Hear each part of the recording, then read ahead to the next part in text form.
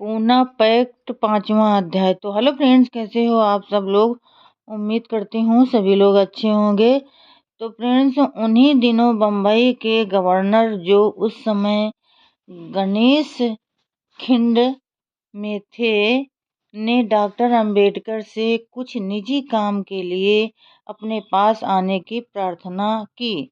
ऐसे नाजुक समय में जब एक ओर गांधी जी आमरण अनशन की धमकी दे रहे थे और दूसरी ओर ये कहा जा रहा था कि गांधी जी की जान केवल डॉक्टर अंबेडकर के हाथों में है, डॉक्टर अंबेडकर का बम्बई प्रांत के गवर्नर से मिलना स्वाभाविक रूप से वह भ्रम उपस्थित कर देता है कि इस मिलन का संबंध गांधी जी के आमरण अनशन से अवश्य रहा होगा।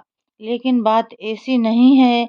उन्हीं दिनों बम्बई हाई कोर्ट में जज के रिक्त स्थान की पूर्ति के लिए ही डॉक्टर अंबेडकर को गवर्नर ने बुलाया था। जब डॉक्टर अंबेडकर किरका स्टेशन पहुंचे, तब वहां गवर्नर के एक एडीसी ने उनसे मुलाकात की और वे दोनों गवर्नर के निवास स्थान की ओर चल दिए। गवर्नर से कुछ देर बातें करने के बाद डॉक्टर अंबेडकर उसी दिन बम्बई से वापस चले आए। गणेश खिंड से वापस आने के बाद फिर 3 मीनारे में समझौता करने वालों का तांता बंधा। एक ओर तो हिंदू डॉक्टर अंबेडकर से समझौते की बातचीत कर रहे थे और दूसरी ओर अछूत इस समझौते का विरोध कर रहे थे।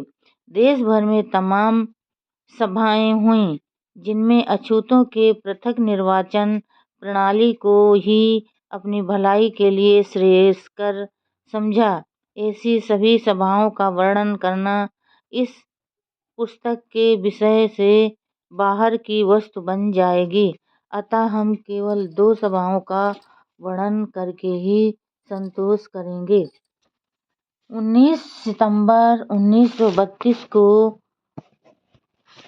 काठमांडू में अछूतों की एक विराट सभा हुई। इस सभा में अछूतों के बहुत से नेताओं से संयुक्त निर्वाचन की आलोचना करते हुए पृथक प्रणाली की मांग उपस्थित की थी।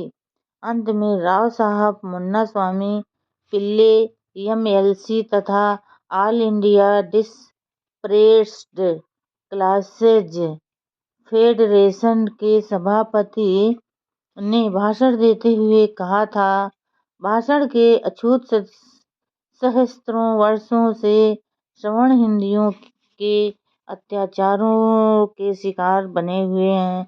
ऐसी स्थिति में गांधी जी का इस बात के लिए आमरण अनशन करने का निश्चय किया कि जब तक अछूत पृथक निर्वाचन प्रणाली को रद्द करके संयुक्त निर्वाचन प्रणाली को स्वीकार नहीं कर लेते, तब तक वे आमरण अनशन करते रहेंगे।